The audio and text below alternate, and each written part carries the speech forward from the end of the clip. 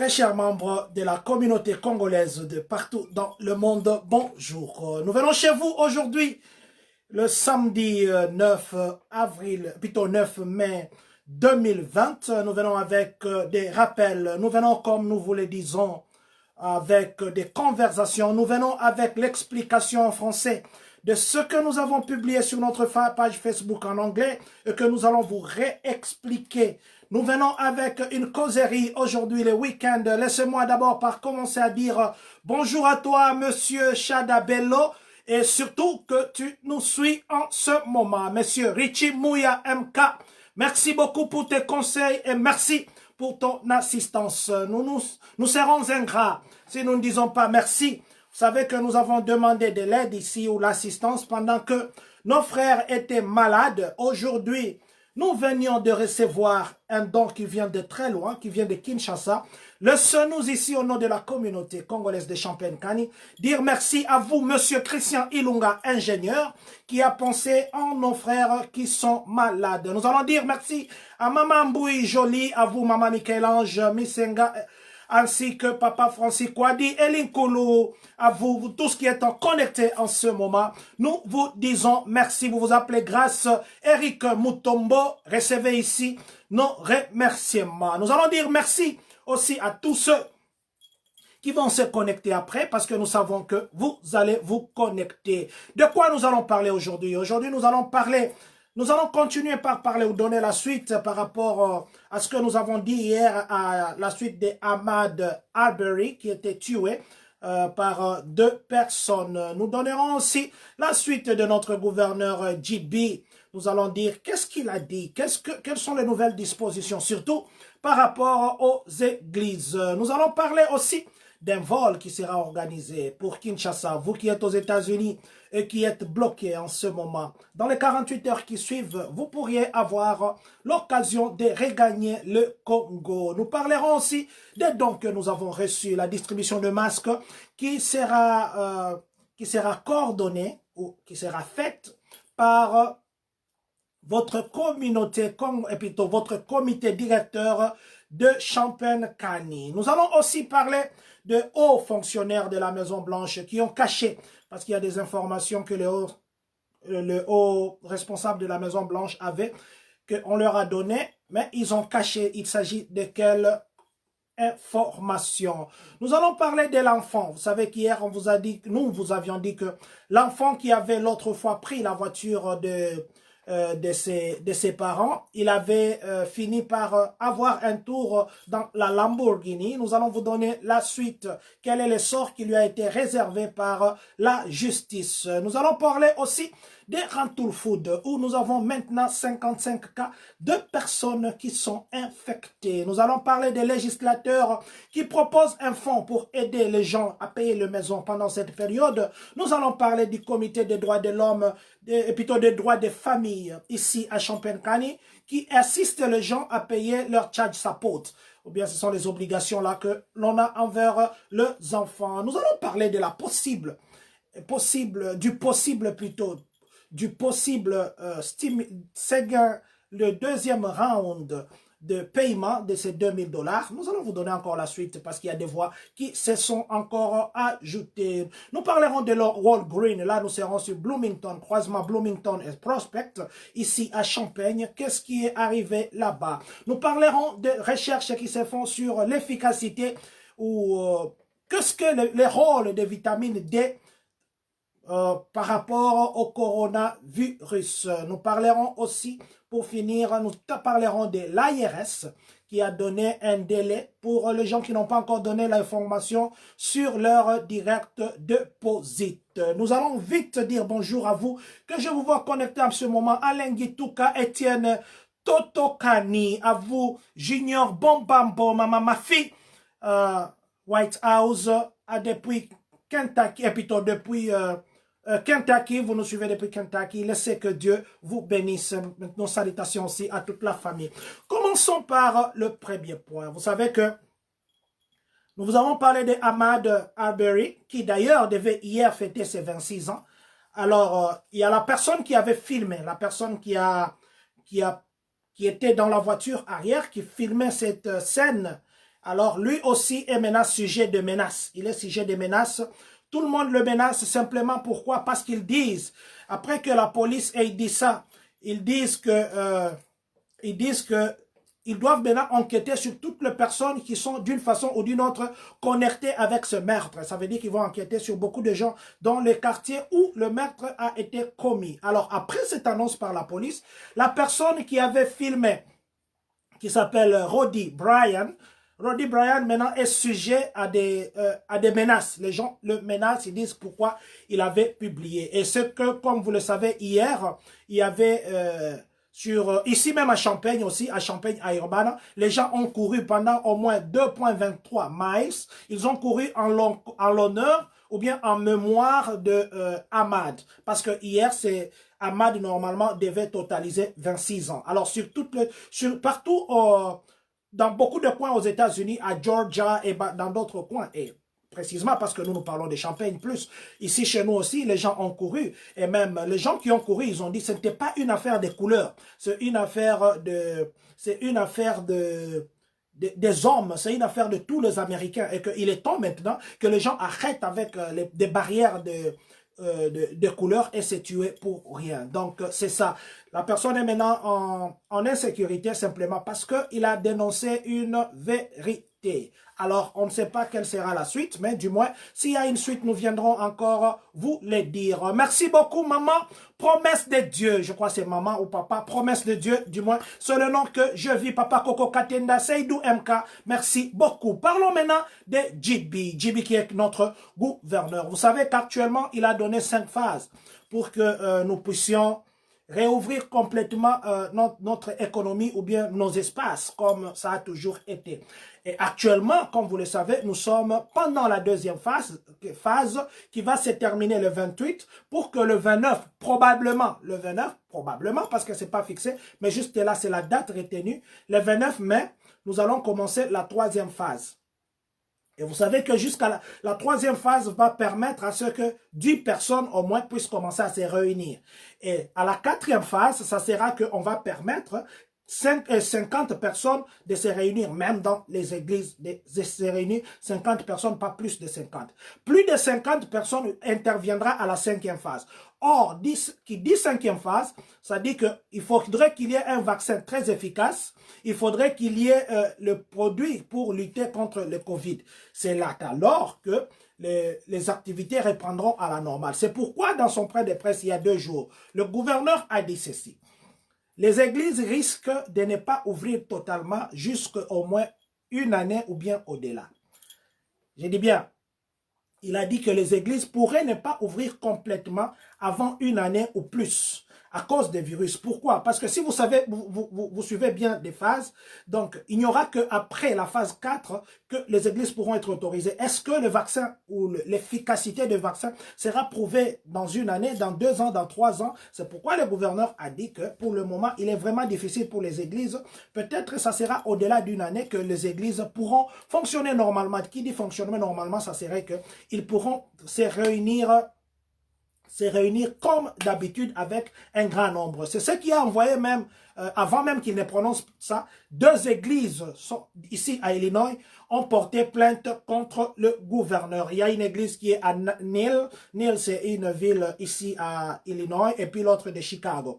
Ils ont porté plainte pour dire que ils ont mené ils ont porté une plainte contre le gouverneur pour dire qu'ils empêchent leur droit de se réunir. Et pourtant, les églises devaient aussi être considérées comme essentielles, surtout pendant cette période. Les gens ont perdu le boulot, les gens sont dans des désespoirs, les gens ont envie de prier pour combattre ces virus, mais les églises devaient être considérées comme il y a l'autre pasteur qui a même dit que les églises jouent le même rôle actuellement comme les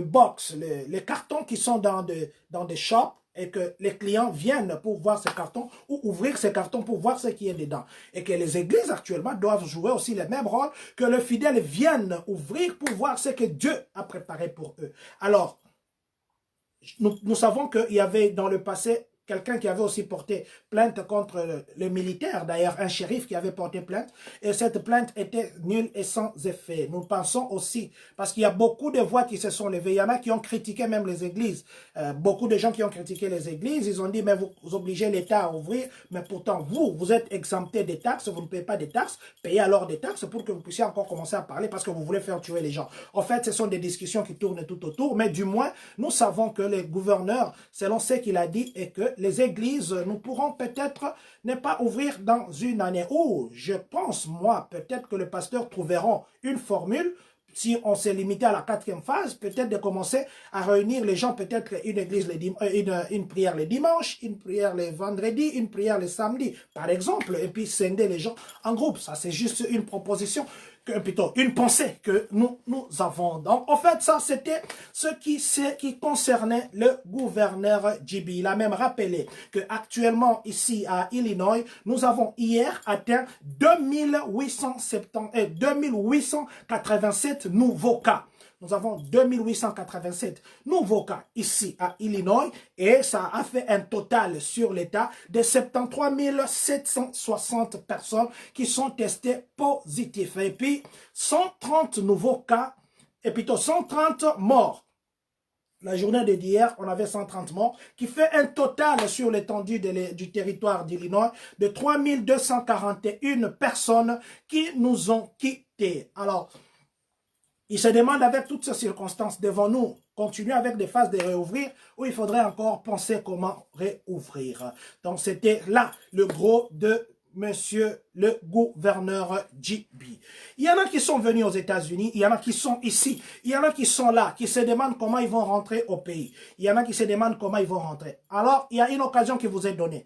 Nous avons été contactés hier, on ne nous a pas donné beaucoup de détails, mais tout ce qu'on nous a dit, si vous êtes ici aux États-Unis, et que vous voulez rentrer au Congo, vous voulez rentrer à Kinshasa, vous voulez rentrer au pays, contactez-nous dans les 48 heures. Donc aujourd'hui aujourd'hui c'est samedi, au plus tard lundi, contactez-nous. Qu'est-ce qu'ils ont besoin? Ils ont besoin de votre nom, donc vos identités. Et identité qui dit identité dit que votre nom, poste-nom, date de naissance, ainsi de suite, et la preuve que vous êtes congolais. Donc ce sont les deux. Donc, je sais qu'il y a beaucoup de gens qui sont bloqués actuellement, qui se demandaient quand est-ce qu'ils vont aller voir leurs frères, leurs sœurs, leur famille qu'ils ont laissé au pays. Alors, il est ici une occasion qui vous est donnée de rentrer au pays. Donc, appelez-nous. Vous avez le Facebook ici de la communauté. Écrivez-nous dans la messagerie. Ceux qui écrivent, ils savent que nous répondons toujours. Donc, écrivez-nous un message contenant ces informations. Et laissez aussi le numéro de téléphone que nous pouvons vous recontacter pour vous donner les détails. Parce que tout ce que nous avons eu comme information, c'est ce que nous vous donnons actuellement. Donc, prouvez que vous êtes Congolais. Et puis, contactez-nous dans les 48 heures, vous qui voulez rentrer à Kinshasa. Laissez que je dise ça aussi en anglais et en lingala pour permettre à ce que tout le monde comprenne. Je m'excuse vraiment. Tozo senganaba o nyonso baza awa na États-Unis. Donc, boza awa, maladie oyo, esali que bozonga na Congo te. Yango toye bosenga na bino, botindela biso ba kombo na bino, ba identité na bino na numéro de téléphone, et puis preuve que boza ba Congolais. Information na botindela biso au plus tard lundi. Donc, na 48 heures. Le eza samedi, lobi eza dimanche. Au plus tard lundi, botindela biso ba information na. Parce que ba biso, après 48 heures, ça serait tard. Donc, tozo linga botindela biso ba information na. Bokomela biso na messagerie na biso ya Facebook et puis biso toko contacter bino toko yebisa bino suite et puis bon tout ce que je sais avion ekoya na Chicago te donc vous allez obligé bokende kozwelango na Washington. Pour le moment ba détail mususu toko pesa bino soki ba pesi biso. Donc veuillez informer à tous ceux que vous connaissez qui ont envie de rentrer, qu'il y a un avion qui va être affrété d'ici là et que nous avons besoin de leur information d'ici lundi, donc dans 48 heures. Nous allons maintenant passer à tout autre chapitre pour dire merci. Nous commençons d'abord par dire merci à toi que j'ai remplacé, à toi qui m'a précédé, Pichou Mbongo. Merci beaucoup le président honoraire Pichou Mbongo pour les informations que tu nous as apportées et pour ton soutien. Laissez-moi ici aussi que je dise merci à maman Marie Maman Marie-Claire, qui est la coordonnatrice de plutôt de Family Liaison des districts 4, qui nous a donné l'information, qui devait assister à une réunion. Et nous avons montré notre besoin communautaire par rapport au masque. Et puis, après sa réunion, ça a porté le fruit.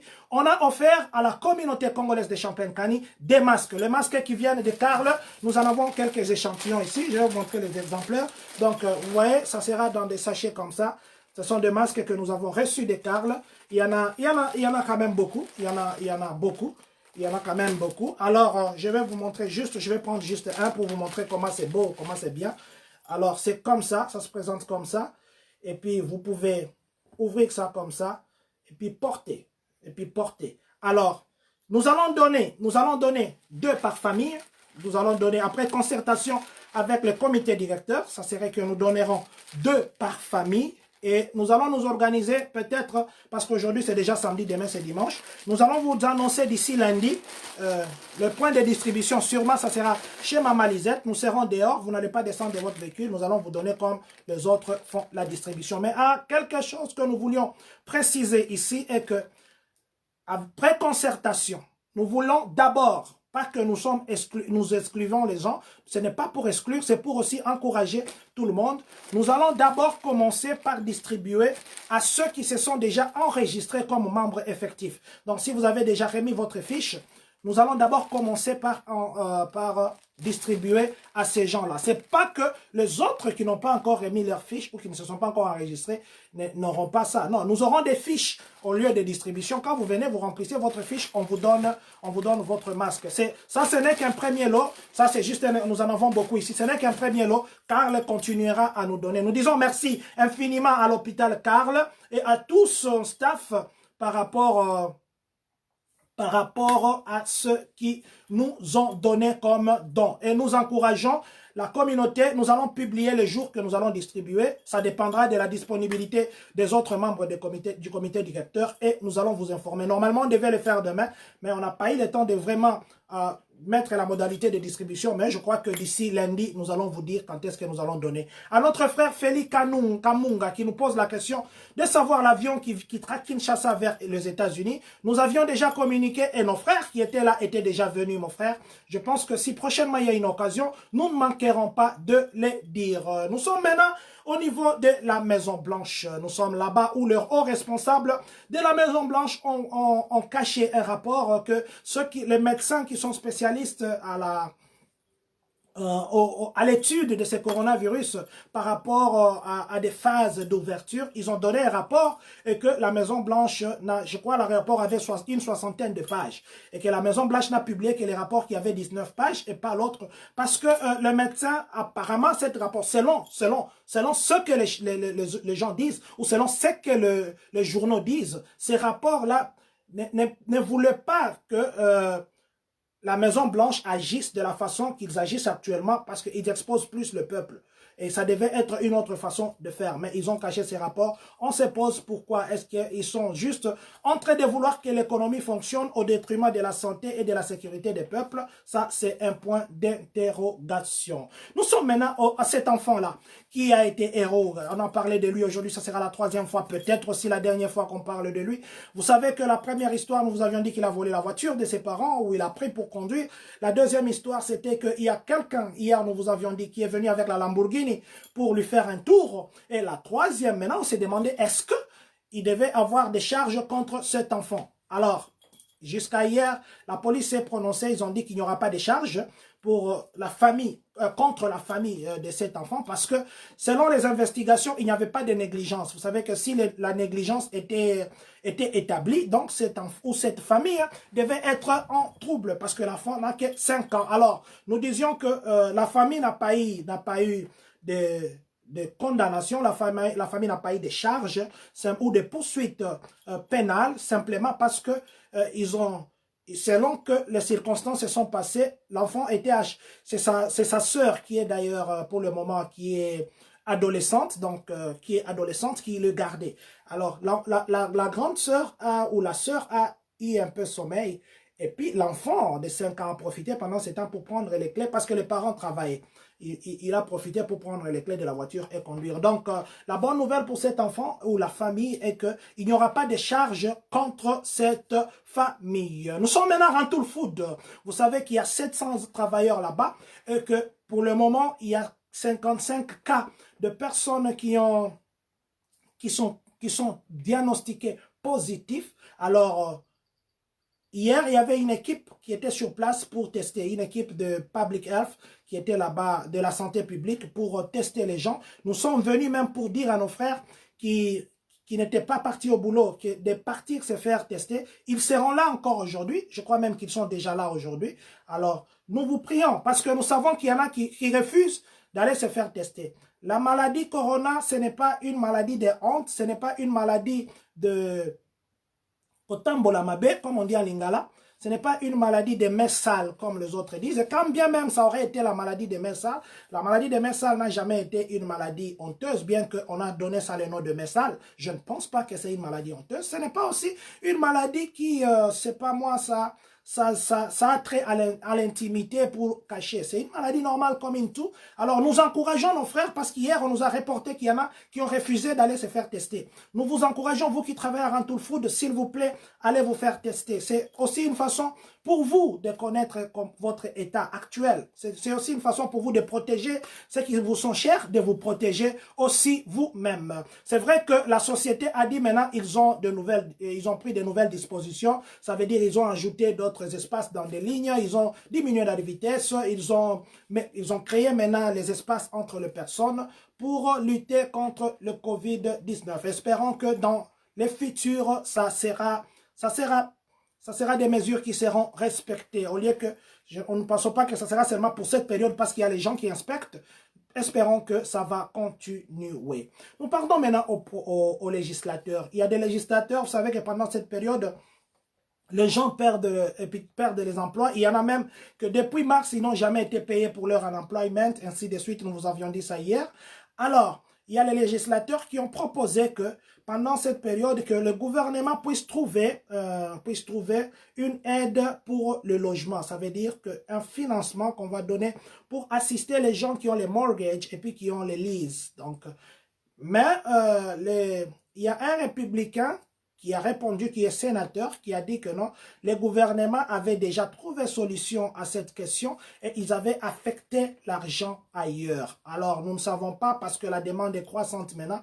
Espérons que nous qui payons, vous et nous qui payons les mortgages et les loyers, espérons que cette demande, ça changera aussi dans le futur et qu'on puisse dispenser même ou qu'on puisse financer même pendant une certaine période. Nous sommes maintenant au comité, le comité de droits de famille. Nous sommes ici, cette association-là qui veut apporter aussi ses services à ces personnes qui actuellement, vous savez, quand on vous met au child support, ça veut dire que vous devez supporter cet enfant mensuellement et on vous coupe à la source. Mais pour le moment, les gens ne travaillent pas.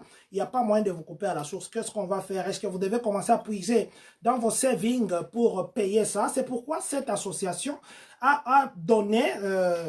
offre ses services gratuitement pour aider ces personnes qui sont dans des difficultés de paiement de leur child support. Et si vous vous trouvez dans cette situation de child support et que vous ne pouvez pas payer, écrivez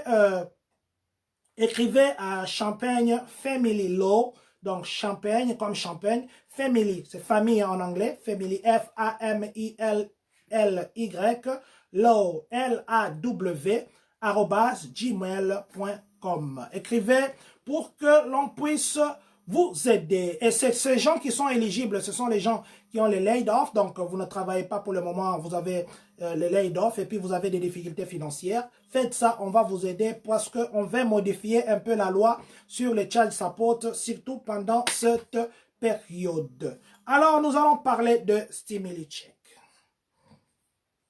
Vous savez que beaucoup de gens se demandent, les 2000 $, est-ce qu'on va donner ou pas? Hier, nous allons vous dire que hier, il y en a encore qui se sont ajoutés. Nous avons les sénateurs qui se sont ajoutés pour appuyer ça. Nous avons, vous savez, Bernie Sanders, ceux qui connaissent l'histoire des candidatures de la présidence ici aux États-Unis, connaissent bien Bernie Sanders, qui est le sénateur de Vermont. Nous avons aussi Ed Markey, qui est le sénateur de Massachusetts. Et puis Kamala Harris, qui est la sénatrice de Californie. Alors, ces trois, qu'est-ce qu'ils ont fait? Ils ont encore appuyé. Du moins, il faudrait dire que tous sont des démocrates. Hier encore, ils ont appuyé. Maintenant, ils sont venus avec la même formule de donner 2000 $. Mais eux ne sont pas venus avec la formule de d'abord 2000 $ et puis 1000 $, 1000 $, 1000 $. Non, non, 2000 $ si c'est individuel, 4000 si c'est couple, et 500 par enfant jusqu'à 5, et plutôt jusqu'à 3. Si vous avez déclaré joint, ça sera 4000 par couple. Et bien là, ceux-là, ils ont dit, pendant toute cette période de coronavirus, jusqu'à 3 mois après que le coronavirus soit terminé. Alors, les gens ont commencé à... Et puis l'innovation qu'ils ont faite dans cette démarche, ils ont dit qu'il faut qu'on fasse une que ça soit rétro, donc qu'on fasse une sorte de rétro. Ça veut dire que l'on on amène ça au mois de mars. C'est qu'il faudrait donner aux gens le mois de mars, mois d'avril, mois de mai et mois de juin. Ce qui fait que une famille, par exemple, de 5 personnes, si jamais cette loi passait, donc ils vont se retrouver bientôt, on va leur envoyer, je ne dis pas qu'on va les envoyer, je dis si jamais ça passait, donc on va leur envoyer 10 000, ils auront 10 000 par mois. Et maintenant, si on fait notre rétro à partir du mois de mars, donc on va leur envoyer 40 000. 40 000, une famille de 5, donc ils auront un chèque comme ça de 40 000. Si jamais leur proposition passait, mais du moins nous savons que dans les camps des républicains, déjà au mois de mars, quand on avait voté les 1200, les républicains, pour eux, parce que les démocrates voulaient que ces 1200 continuent mensuellement, mais les républicains ont dit non, non, non, non, ça va comme ça va, les 1200, ça serait suffisant. Mais actuellement, 63% d'Américains sont dans les besoins parce que le 1200 était insuffisant. Alors, espérons que cette démarche passera parce que ce qui est aussi à craindre, ils sont en train, les républicains font des calculs, ils disent que non, si jamais il faut prendre cette marge-là, ça veut dire que le minimum, ça sera de 96 000 quelque chose, je crois. 96 000, le gross income de celui qui est le plus bas, ça sera 96 000 et quelques. Ils ont dit que non, ça c'est faire monter comme ça à l'ascenseur les gens. Peut-être qu'il y aura des négociations, mais ce qui est vrai qu'on va donner l'argent. On va donner l'argent, mais peut-être pas dans la formule à proposer. Ils trouveront un juste milieu pour donner l'argent. Donc, préparons-nous, je dirais encore une fois, préparons-nous à avoir un sourire d'un côté.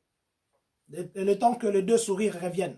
Nous aurons un sourire d'un côté gauche, et puis peut-être que nous aurons un autre sourire futur du côté droit. Pour le moment, mettons un break à notre sourire, espérant que cette démarche aboutira. Laissez-moi aussi ici dire aussi, avant que nous puissions prendre les 2-3 points qui nous restent, laissez-moi dire merci à vous, Rodrigue Matuzolono, Papi Malou, Stagera. À vous, maman Noël et papa Beros Bernard Aditungunuka. Merci, papa Eric Mayele, papa Eric Boisou, papa Kade Nzundu, Black Buddha. Merci pour votre soutien. Parlons maintenant des possibles. Plutôt, qu'est-ce qui est arrivé à Walgreen? Là, nous sommes sur Bloomington et puis Bloomington et Prospect. Nous sommes à Champaign.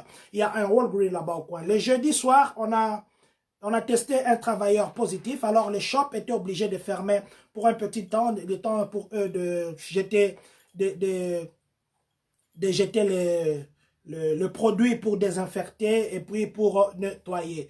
Et après, le vendredi matin, ils ont ouvert. C'est juste pour aussi vous rappeler que nous sommes toujours exposés partout où nous partons. Nous rappelons aussi ici que partout où nous partons dans des stores, n'oublions pas, parce que la loi depuis...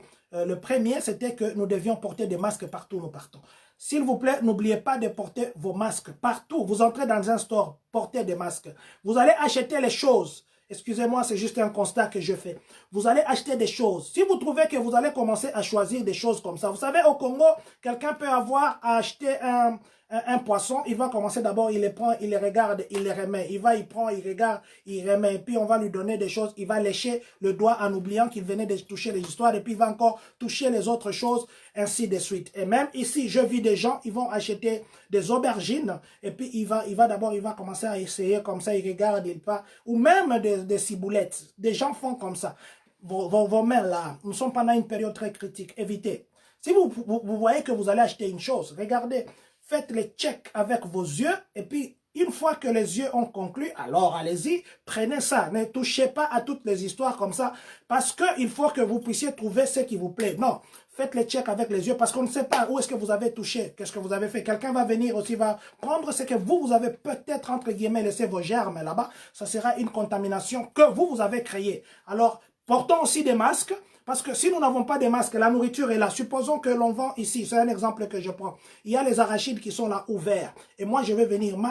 Les arachides, c'est combien? Il y a des gouttelettes de salive qui dégagent de ma bouche. Je ne sais pas si je suis contaminé ou pas. Ces gouttelettes-là vont aller se poser sur la nourriture que quelqu'un viendra prendre pour aller consommer. Alors, portons des masques. C'est pour notre sécurité. Merci beaucoup, Maman Olga. C'est mon monsieur Kabwe. Célestin, Maman Facine, Pepoba. Merci beaucoup. Nous sommes maintenant la vitamine D.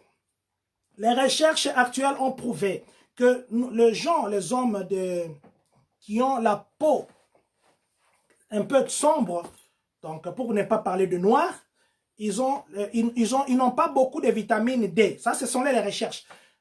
Ils n'ont pas beaucoup de vitamine D dans eux. C'est ça même qui est la cause de taux de mortalité élevé parmi le noir.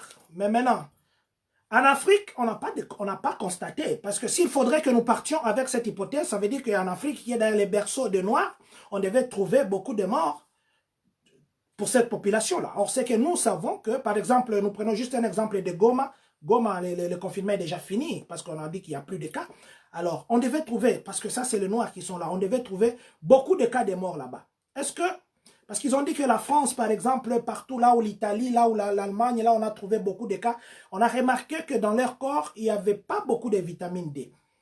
Mais maintenant, dire aussi que les Noirs n'ont pas assez de vitamine D dans leur corps, alors là, ça reste beaucoup d'interrogations parce qu'en Afrique, si tel était le cas, on devait avoir beaucoup de cas d'Africains avec ces cas de coronavirus. Or, jusque-là, nous savons que l'Afrique n'est même pas comptée parmi les continents ou les pays qui ont des taux de mortalité, ou des pays africains ne sont pas comptés parmi les pays qui ont des taux de mortalité assez élevés.